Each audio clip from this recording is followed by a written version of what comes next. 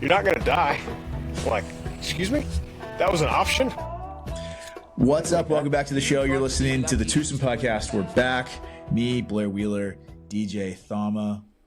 I'm going to get your name right one of these days. It's Thoma. DJ Thoma. I love when you say it every time, so just like let it ride. Dude, yeah, I can't. I'm from South Carolina. I can't read. So anyways, we're back. The Twosome podcast. We're excited to have you. We're excited to talk about some life updates, where we've been, why we missed last week. It's been a crazy few weeks for everybody, DJ included, with all his world travels all over the world. He has some stories for us, so we'll dive into those. We have the Ryder Cup coming up. We have a guest we're going to tease later on. There's a lot of fun things we're going to talk about, and a lot of just insightful things we're going to talk about in this episode. So welcome to the show. I feel bad. Last week we were getting ready to jump on the pod, well, the day before, and Blair's like, "Hey, you good for Tuesday or whatever?" I'm like, "Dude, forgot to text you. I got a call. I have to head to Nashville last minute. Can't do the pod this week, so it's my bad for no podcast last week. It's okay. But the reason is okay. So we got the call to go to the Love One charity event, which is Thomas Rhett and his wife put on this beautiful charity event for probably like, I'd say it was like 350, 400 people went. It was the most incredible thing. It was like at their private ranch outside of Nashville, like suburbs, probably 40 minutes away. And it was incredible. A lot of fantastic people were there. Our boy Scott was there. Scott Stallings, shout out. He was on the podcast. Close friend of the pod. Yeah. Such a great dude. My first time ever like meeting him in person, and it was awesome. I saw him from across. He's the best. Thing. Did you make eye contact? You're like, I know you. Yeah, and I was like, at first it was kind of one of those things like, why are you like? I mean, he's way more important than I am. I feel like so. It was kind of one of those things where, like, what the heck are you like doing here? But awesome. I'm sure you both had that like realization. You see, like, that happens to me all the time, right? Like, yeah. Happens to us all the time. Like he was at the table with Tom's Rhett and his wife the whole time. So I think they're very close, which it makes sense, right? Yeah. Scott's a Tennessee guy, Thomas Rhett's a Tennessee guy, and for those of you who are not country music fans, Thomas Rhett is a massive country music star. Yeah, he's all over the place, but it makes sense. Scott's very involved with the Tennessee Golf Foundation, the Tennessee Golf Association. And it was like a 3-day event, and so the first day was golf. And he was very involved. And Scott runs like this Play for Kids thing where kids play free at all public courses in Tennessee. Like, Scott's heavily involved in the Tennessee golf scene, and that's, everywhere from Knoxville, where he lives, to Nashville and Chattanooga and Memphis and the whole state. So he's the guy. His wife is great, lovely, and just fantastic awesome people. And so, best story of the night. I've been saving this one for you. And so there's like the live auctioning going, right? And we got back. It was probably like 8 of the 10 have gone through, and I'm like, I gotta go to the bathroom. Like, I gotta pee. So Jacqueline was like, I was like, do you have to go to the bathroom? She's like, yeah. So we walk out, go to the bathroom. As we're walking back in, we're kind of like going on the outskirts of these tables. Like, mind you, like, this is kind of like under the lights, like the Stars effect, where there's just little lights across the whole top of like this tent, but they didn't have a roof on it. And so we're walking on the outskirts, and all of a sudden this lady stops me. I'd say probably, I don't know for sure her age, mid-50s. Low 50s, something like that. Oh my gosh, you're here. And I'm like, who are you? I have no idea.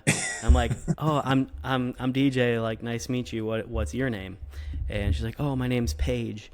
And I was like, oh, Paige, like, nice to meet you, whatever. She goes, I'm Thomas Rhett's mom. I'm like, whoa. Okay.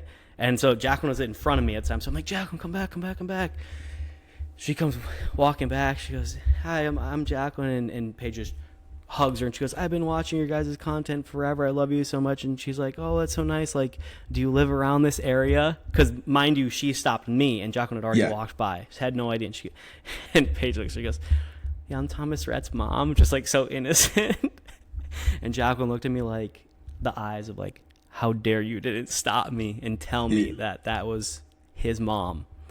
And she's like, it's funny because the world that we live in, right? Like I'm at this event and I am a normal human being, a normal citizen, right? Where it's for her son. Like she is a main focal point of this event. And she, as we're walking away, she hugs us again. She goes, you guys are my favorite celebrities that are here.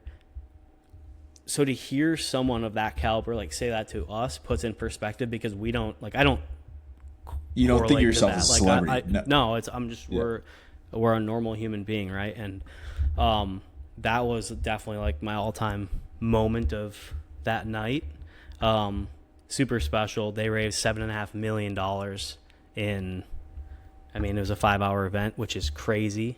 That's, So it's interesting. I mean, you have these events like that where you go to your normal like charity golf event, right? And it's your local like corporate companies, higher ups are there, and banks are there, and you know people working for them, right? So they have some cash, you know, they're funding and raise $1 million in a night, right? But then you go to something like this. That's on the high end, right? Like one of my friends, his wife works for a nonprofit, and they do a big casino night every year around this time. I actually just got a text from her like, hey, if you have anything you can donate or one of the brands you work with, let us know. Absolutely. Yeah. So they may raise like, $250,000, and that's a big charity in biggish, small city in North Carolina, right? Wilmington.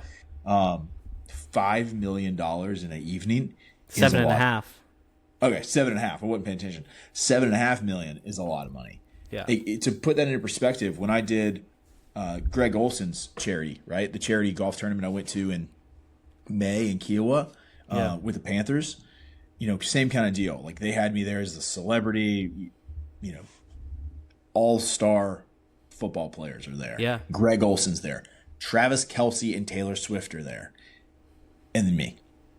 And you're like, what the fuck, dude? That's why I love so much what we do, because you just get invited to these absurd things and you meet the coolest people, and you're the smallest fish in this biggest pond, and you're like, I am nobody here, but they think of me as someone, and it's awesome. Like, but I could also inversely like imagine if you were Travis Kelce or a Taylor Swift or a Justin Bieber or like someone that can't just go anywhere without being berated by paparazzi. How insanely annoying. Like I now like I'm starting to somewhat comprehend or understand what that would be like, right? Because like I'm not getting it to the point where like I can't go out to dinner by any means, and like I think it's fun. Like people are like, oh, do you get this lot? It's like, I mean, yes and no depending on where.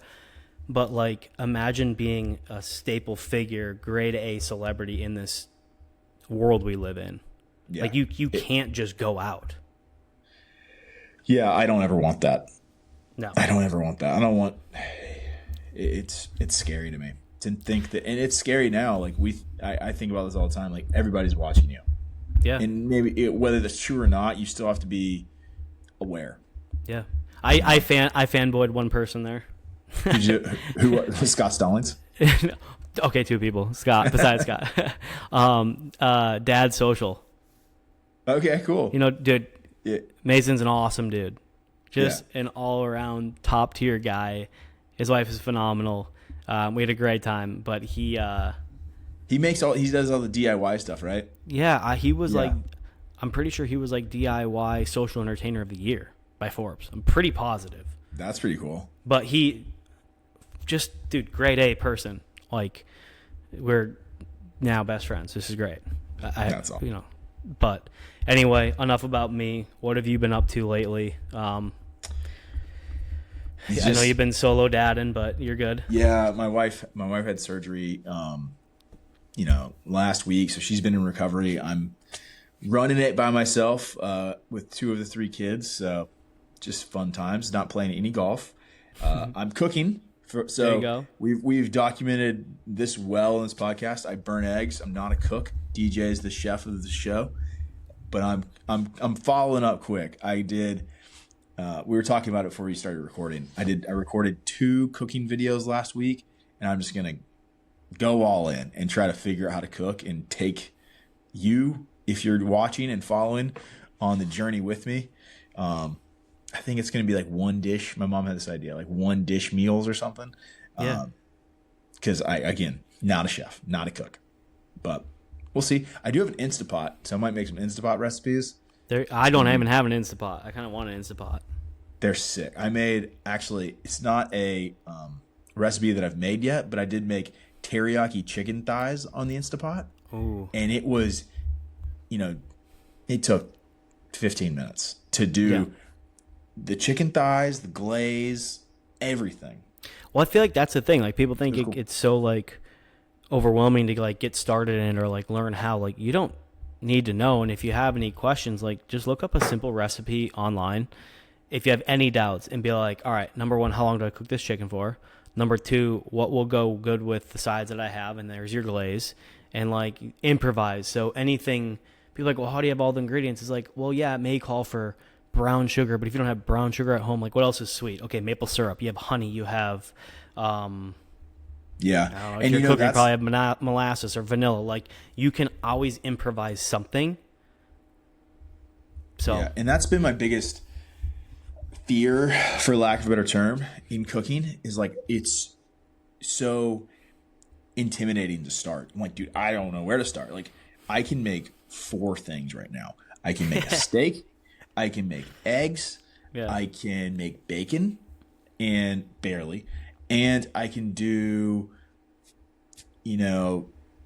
this, like, there's a salad that Alex makes that I've learned to make over the years, and it's like a pistachio kale salad. Like, I can do that. Those are the 4 things I can do.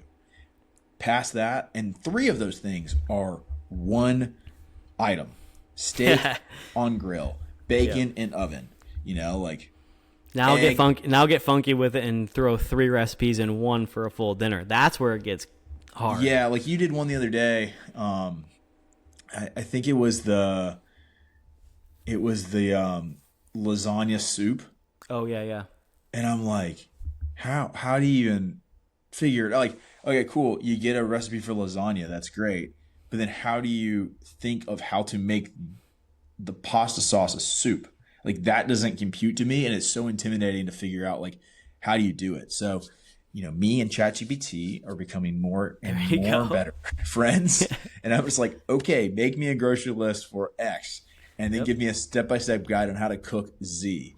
Yep. So, yeah, it's going to be fun. I'm excited. I'm excited to learn how to cook and have another skill in my tool belt of things I'm trying to learn in my life. I'm just going to say, if you learn how to cook, you're going to have a lot more golf on the horizon, because your wife's like, yeah, babe, this is fine. You can go golf. And knowing that you got that Instapot or crock pot meal, or there's lasagna soup coming back when you're back in 3 hours, you're good. Yeah. Yeah, we'll see. I'm excited just to try something new, have another tool, skill, I guess. I'm not handy. I'm not a DIY guy. My skills kind of end at golf and talking. And random history facts and conspiracies. Like, those are the skills I have. I need an actual tangible one. Cooking seems like a great one to learn while I'm solo dad. Speaking of history, we had a pretty tragic assassination. I don't know what to call it. Last week, pretty heartbreaking. As a 31-year-old man myself with a daughter and wife at home, can't imagine how they're feeling right now. And as you're a dad of 3, right? Charlie was a dad of 2, and you can relate probably even more. But it sucks, man. The world definitely lost a great person. But I think more than ever, this has the potential to be the turning point, of the United States and of the world. We're finding out. You see these people all over overseas coming together, and That's pretty incredible to have a person that, I mean, yes, he was a very big public influence and very public figure. It doesn't matter if you're Republican, Democrat, whatever side you are. We're just talking about a young man who believed in his voice. Yes, he had some strong opinions. Whether you agreed with it, fine. Whether you didn't, fine. But I think the problem where you and I are coming into having an issue with is people are cheering for someone's downfall, the murder of a human being, of a dad, of a husband, of a son, of a person. Yeah. And you know, this is not a political podcast, but you know, it might go that way within this conversation. And if it goes that way, so be it. You know, we both, like you said, dads, husbands, conservative guys, you know, we probably agreed with 80%, maybe a little bit more, maybe a little bit less of what Charlie Kirk talked about. And, you know, most of the people I follow and most of the people I interact with on a daily basis posted something, even if it was just a repost of, like, you know, the memorial picture, right? Charlie Kirk, 1995 or 92 to 2025, whatever. Whatever. At the very least, they posted that. You posted that. You know, I reposted his wife's, like, video of him talking about being a dad. And there were some things that after he was assassinated, you know, I got down the rabbit hole of Charlie Kirk videos on the algorithm and listening to him talk about being a dad, talk about being a husband, talking about the biggest challenge that we face as men in society. And it hit me harder than I had ever, than anything had hit me, right? Like when Trump got his assassination attempt, it was like, oh, wow, that's crazy. You know, even though whatever, it just, I was sitting there after my kids had gone to bed and I was watching these videos and I was watching the news come out, and I literally was sitting at my bar and I got emotional. I almost cried thinking about how impactful he was, not to, you know, left or right or Republican or Democrat or whatever, just to people, just to men, just for people who want to be better. And, you know, I posted something about, it was a George Orwell quote from who wrote the book 1984. And if you haven't read it, you should read it. As a conspiracy theorist, it's one of my favorites. But I posted it, and it was a quote, and I'm going to butcher it now because we're just kind of talking about it off the cuff. And it was something like, as society becomes worse and worse, it's going to turn on people who are truth tellers and the people who are telling the truth. Or as society becomes and starts to lie more, it's going to turn on people who are telling the truth. And, you know, I posted that because, one, it resonated with me. It was not directly about him, but it was, you know, kind of about him. Yeah. I thought he was telling the truth on a lot of things. And society's turning on him, right? And here's the thing, too, on that. Like, it may not have been the total truth, or if you don't think it was the truth, what mattered to him is that it was his truth. And he has the right.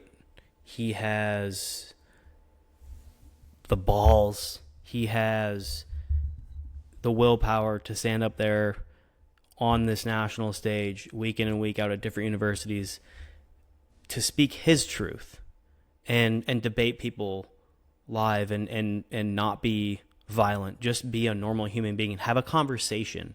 And I disagree with you there, though, right? There's your truth, there's my truth, and there's the truth. Like, true. You can have it's opinions, right? Like, you can have your opinion, I can have my opinion, and the truth is in the middle, right? People are debating him about, like, any topic. The trans topic, the gay marriage topic, the recreational marijuana topic. You know, some of those get subjective, Gay marriage is one that gets subjective.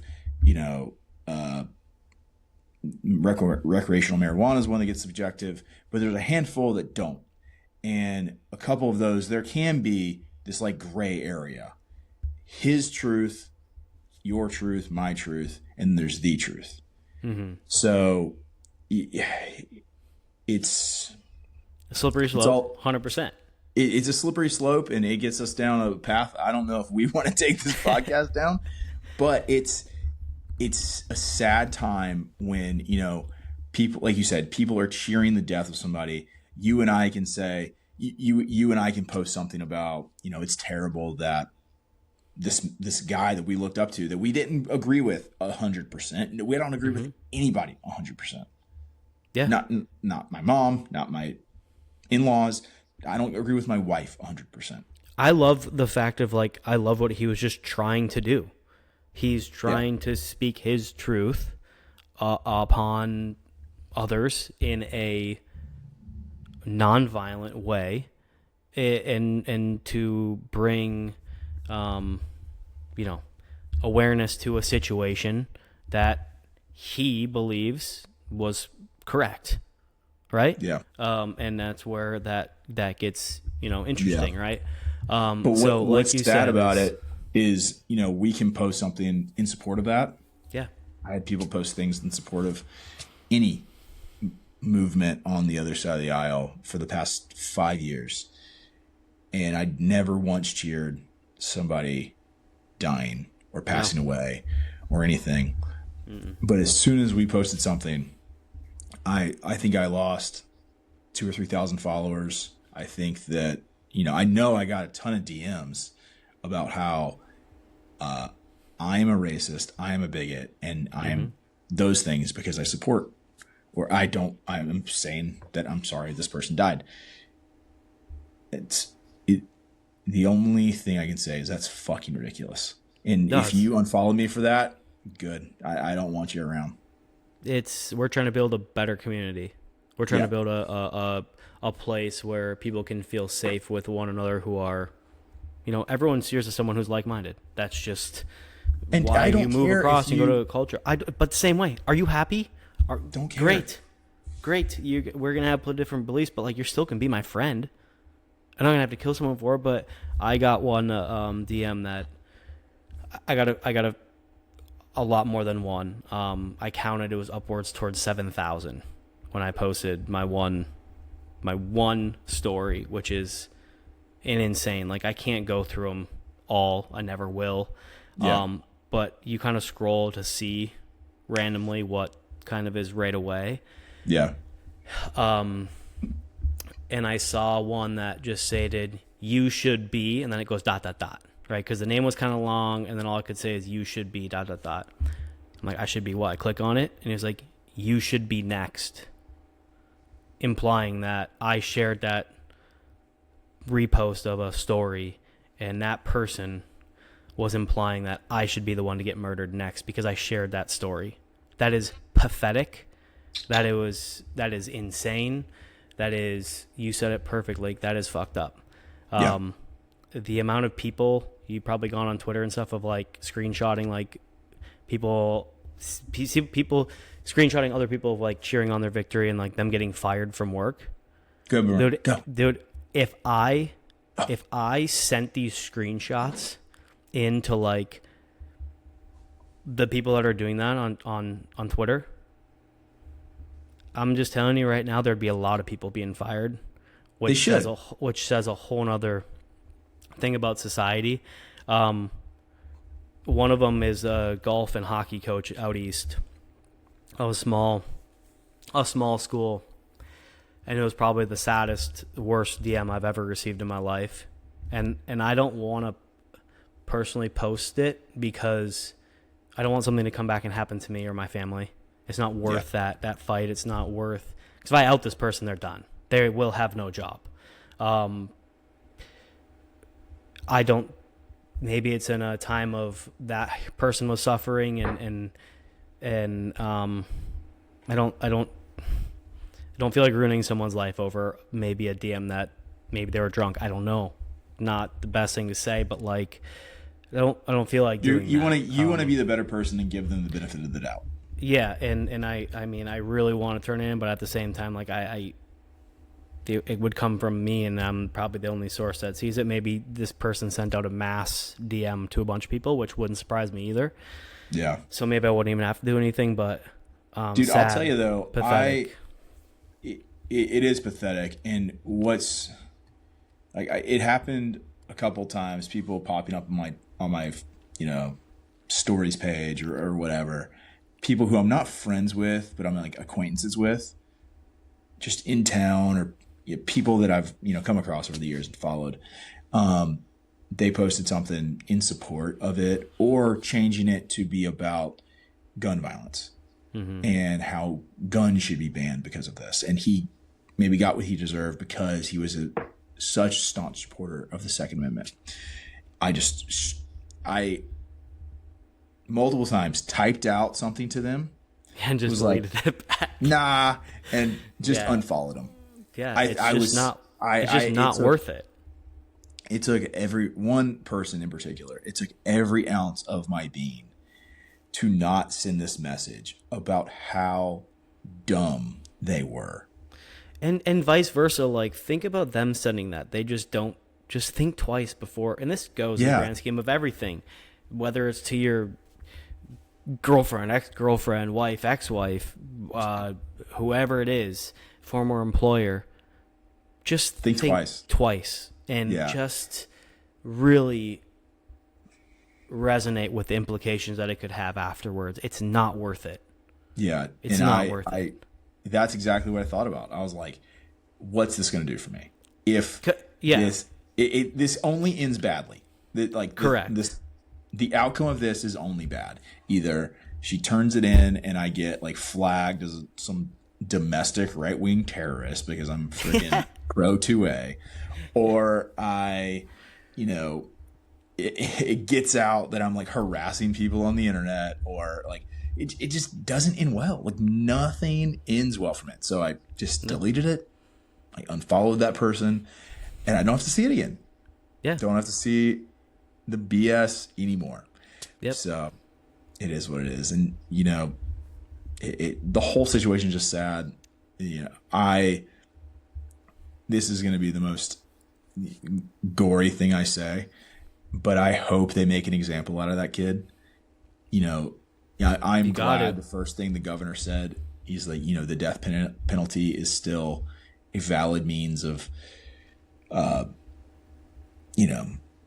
conviction in Utah. I feel bad for the family. I feel bad for the kids.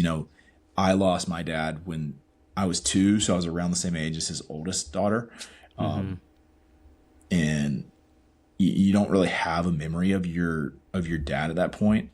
You may have a couple, like I have a couple memories of my dad, but you never wish that on somebody. You never wish them to grow up without a parent. You never wish a spouse to have to bury their significant other. You never wish for a parent to have to bury their child.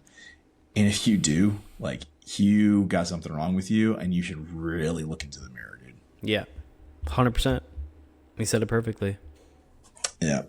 So that's that. We had some terrible times, but we have some good things to look forward to. One of those being the Ryder Cup in 2 weeks. We have stated our opinions on it. We have a guest next week, Parker, short game chef. He's, a tour coach, short game coach for some guys on the Ryder Cup team. I'm so excited to talk to him about it.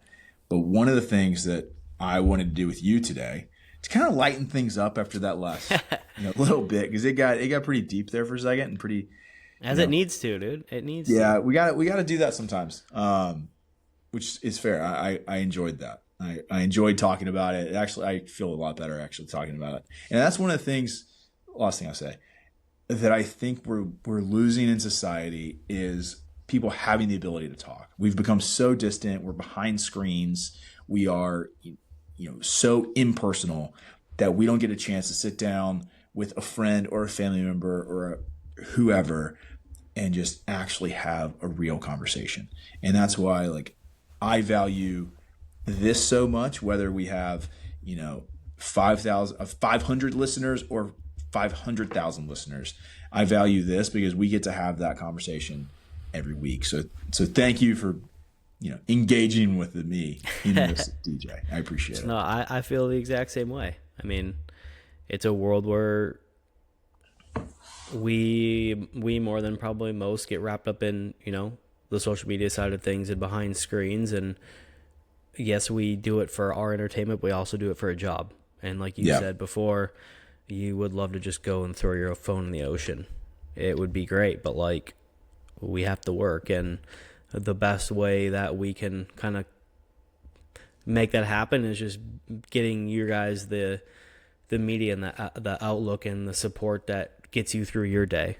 So whether that be positive, happy, we're not into giving shitty, negative content. But, back to the old Ryder Cup, USA versus Team Europe.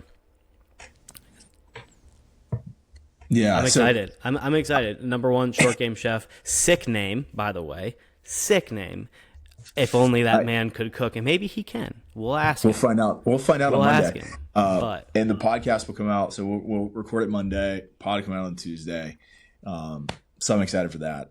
Maybe we'll learn a little something. He's actually a fellow Johnny O ambassador too. So sick. He and we're doing like a Johnny O ambassador summit in about a month now. I am so excited for this because this is my hometown event. I don't have to travel. It is across the street from my club in Wilmington. We're doing it at Eagle Point. I'm surprised Eagle Point's letting us out there to do content and to film for 3 days because they told the PGA Tour, please don't come back. Yeah, that's crazy. It is super private. So the fact they're letting us out there to have an ambassador, a Johnny O creator ambassador summit is super exciting. So he's going to be out there with us, hopefully, if he's not coaching somewhere on tour that week. And maybe I can learn a little something, a little more short game sauce because my short game's already pretty good, but it could always be better. So in honor of the Ryder Cup, I don't know the European side of things because they all speak different languages, but there is one country that speaks the same language as us, and that's England. And so I wanted to run through some British slang with you. Oh boy. I'll tell you the slang, and then I want to see if you can guess the meaning. Okay. All right. First one. I got 10 of them, right? We can stop. 10? Yeah, I got 10. Go fun. I could go over 10. Probably. Bugger all. Bugger, like 2 words, bugger all. Yep. I could bugger all night, like get after someone. No, 100% wrong. It means absolutely nothing. And an example is I did bugger all this. I should read these in a British accent. Are you ready for that? No, my British accent's not very good. It turns into like a weird Australian, South African thing. I did bugger all this weekend besides golf. Oh, so like I did nothing. Yeah. Right? Yeah. Yes, correct. I did nothing. Bollocks. Bollocks? Yeah. I feel like that's bollocks. Like, that's crazy. You're close. It means nonsense, rubbish, or depending on the context, it could also mean testicles. Okay. So I'll half point there. Yeah. So you're yeah. An example, the ref's decision was total bollocks.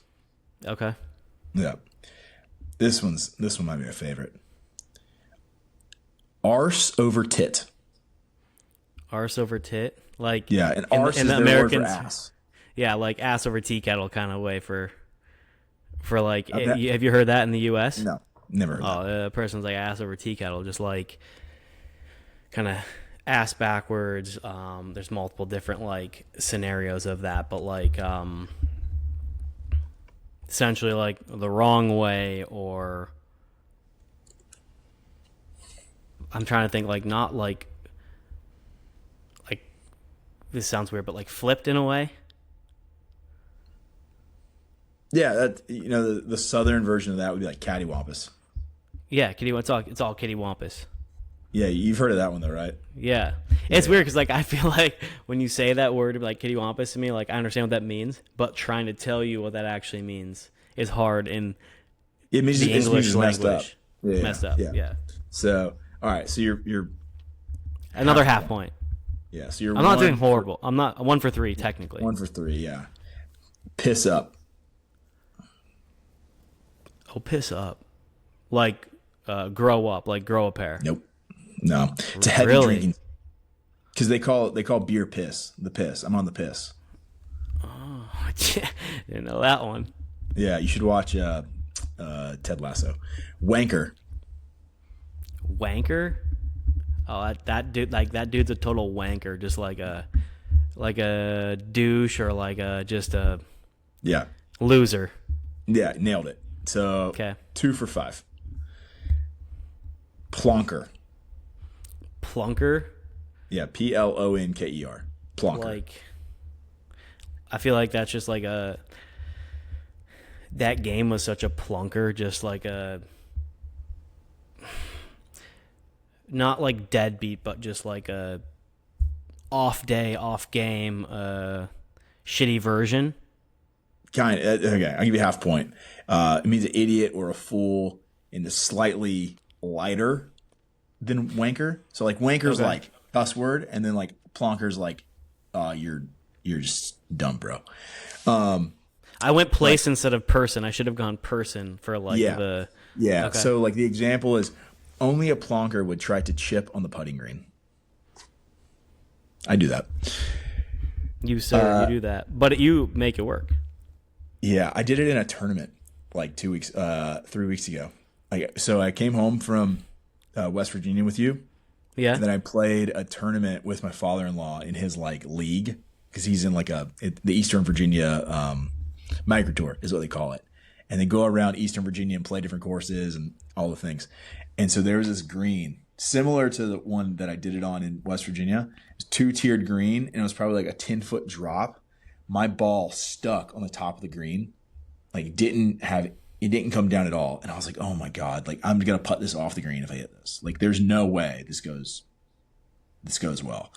Yeah. And so I chipped it, and I was playing with my father-in-law, his friend, and another guy from the group. And they're like, no way you're pulling this off. I'm like, yeah, I did it last week. I did it like 3 days ago. Like, yeah, I have this shot. And so they're like, you're in the water. You're going to be in the bunker. You're going to be in the water. There's no chance you do this. Sure enough, hit a saucy little chip. It checks about halfway down the hill and stops 2 feet from the club. Oh, that's sick. That's sick. And I just went up, tapped it in with my wedge, and I was like, that's par. And walked away. and They're just like, no way. There's like, what? What did you just do? Like, anyways, back to our slang. Git. Maybe jit or jit. Not really sure. GIT. Like, it's obviously not go get, but like maybe something like getting silly with it in a way. Annoying, unpleasant person, playfully rude. Okay. I can't give you that one. Can't, no. So what are we at? 2 for or 3 6? for 7? 3 for 7. That was 7. That's not horrible. No. Muppet. Dude, And I'm gonna start using this one. I love this slang. Is it kind of just like that dude's just a total Muppet? Yeah. Yeah. Like That Muppet forgot his clubs at the clubhouse. yeah, just that Dude. like that idiot that like I'm stealing this from just a Muppet. That is awesome. I'm stealing it. I'm gonna start calling dude's a them Muppets. Muppet. I love that one. Sawed off. Like unhinged. Go away. In a rude away. way. Like sawed off, mate. Just go away. Okay. Last one. I was thinking of like trying to like shoo someone away, so it's like, dude, just saw it off, like whatever. Yeah. Wrong. Okay. So all right, so we're 3 for 9. Yeah. Is that right? I think we're 3 for 9. The last one, tosser. Tosser.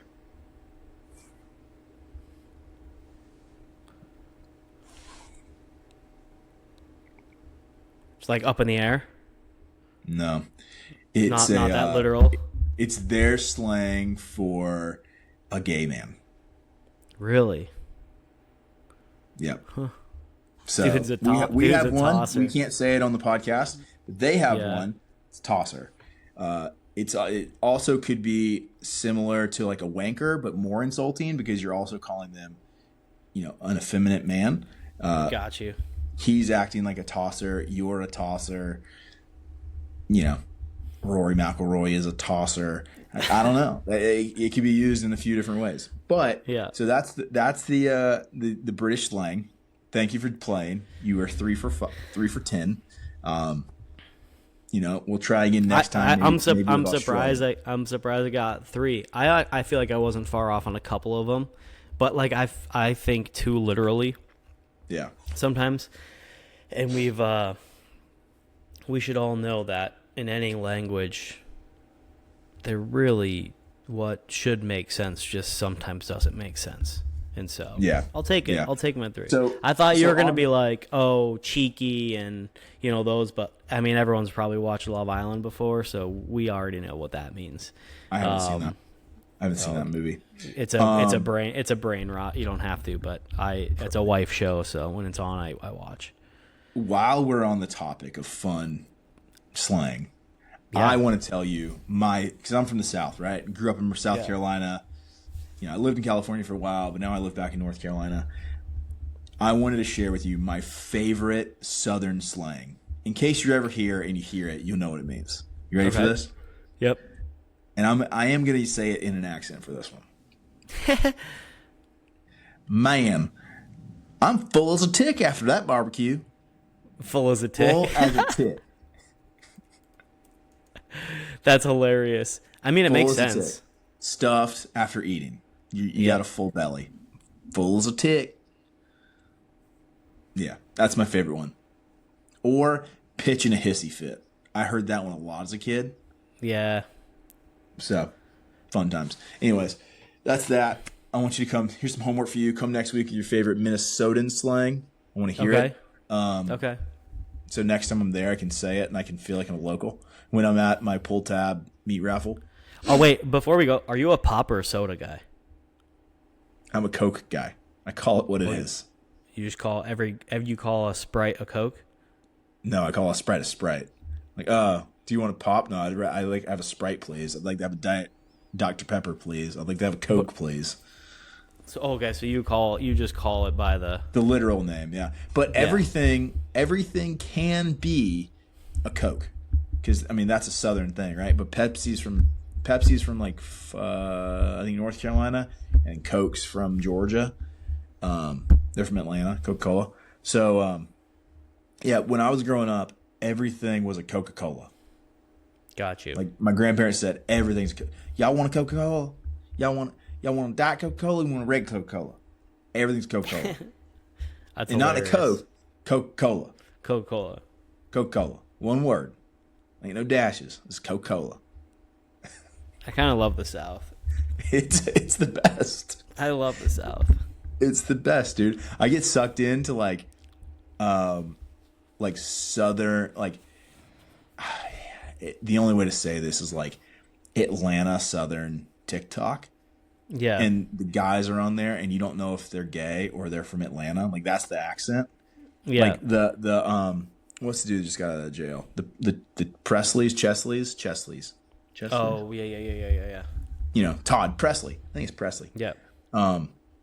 Like he's talking. He's like, man, you don't know if he's gay or just from Atlanta. Like that's the accent, right? And it's the best. I get sucked into that TikTok every once in a while, and buddy, it just makes me laugh. It makes me smile. Like it reminds me of like these are my people. That and the world needs more of that. More laughter. It's the best. The South is the best. You could not make me move out of the South again to say like Minnesota was awesome, but the winters were terrible. You can't be there. You can't survive. Like, Brother, you guys are freaking Eskimos. I'm not even here in the wintertime. That's exactly why. Exactly. But then Florida, technically the South. Like, I would say, if I'm categorizing it, the South is. It's too far south to be South. Southern Virginia, West Virginia, kinda. That's more Appalachian, but like Southern Virginia to like Mississippi. I wouldn't even consider Louisiana the South. Louisiana's like Creole, like that's like swamp people. Yeah, and then Florida. You're like your South version is like Dixie. Yes. But in Florida, you get a little bit of that with like Tallahassee and Jacksonville and like just that, like this panhandle part of Florida. But then once you get below Jacksonville, it's like Orlando doesn't really count because there's so many transients. And then it's like Cuban. You're in the Caribbean once you get to like West Palm Beach, right? Like 100%. Jupiter, West Palm Beach, like that's the Caribbean. So you have like too many different cultural influences to be considered the South for me, in my opinion. That's why we go where we go. We got to go where the coconuts grow year round. The weather's the best, and but I agree. I would say that you're probably spot on with that because there's just even thinking about it from down in Naples, like there's locals obviously. Yeah, there's people that are from Naples, yeah. Yeah, but there's a lot of, like you said, transient people that move down there or retiree communities or whatever it is. So, the true South is probably where you're at, yeah. Yeah, North Carolina, South Carolina, Georgia, Mississippi, Alabama, Tennessee, Arkansas, Kentucky. It's and I like it because there's so much history too. Like there's history in Florida, but it's just different aspects of it. Mm-hmm. There's history all over the country, and there's great history all over the country. But there's just so much rich history from the founding of the nation to, Civil War to, there's stuff from every portion of American history in the South. And you drive through North Carolina and there's these like white highway signs that just are calling out historical facts or historical things that happened in the backwoods of North Carolina. Like this was a battleground during the Revolutionary War and so happened. And, it's just cool. That's pretty sick. Yeah. Yeah. And like going to Charleston, my wife hates this. Alex hates this about me. My favorite movie of all time is The Patriot. I love it. It's a good one. It's a great one because one, it's a great movie. Mel Gibson's awesome. Love me some Mel Gibson. Braveheart's also very good. Also, Pocahontas. He's the voice of the main character in Pocahontas, if you didn't know.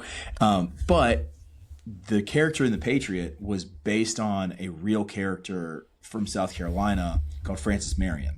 And he was a general during the Revolutionary War, helped the South Carolina, militia win the battles, and all of that happened in and around Charleston. So when we're in Charleston in South Carolina, I'm just like, my history brain's like going crazy. I'm like, Look at this church tower, because Charleston's called the Holy City, right? Because there's all these old churches. I'm like, look at this church tower. It leans 2 degrees to the right because it has a cannonball in it from the Revolutionary War, and yada yada yada. And I'm like, look at these cobblestone streets because these are all the stones that were on the ships. And she's like, can you shut up? I didn't sign up for a freaking tour. I'm like, a little history tour. I'm just like, it is. It's here. It's in there. Can't cook, but it's in there. So, fun times. I love it. But anyways, all leading back into the Ryder Cup. We have so much to look forward to in the next few weeks. It's going to be a blast to watch them go at Bethpage. And I'm pulling for our boys. I'm pulling for the red, white, and blue. But I'll say 2 things. First one, their jerseys and uniforms are horrendous. Shame on them. Shame on those designers. Second thing, I don't know if we're going to do it. I don't know if we can pull it off.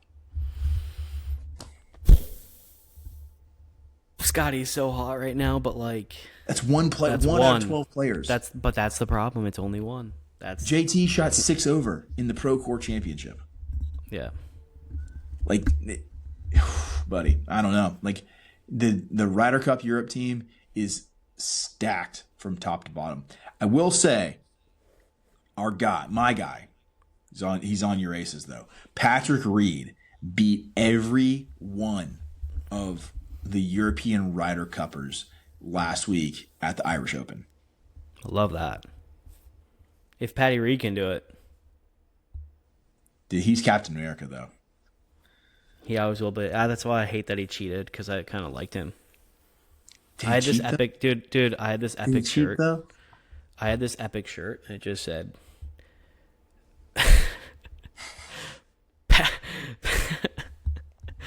"Patrick cheats and Epstein didn't kill himself."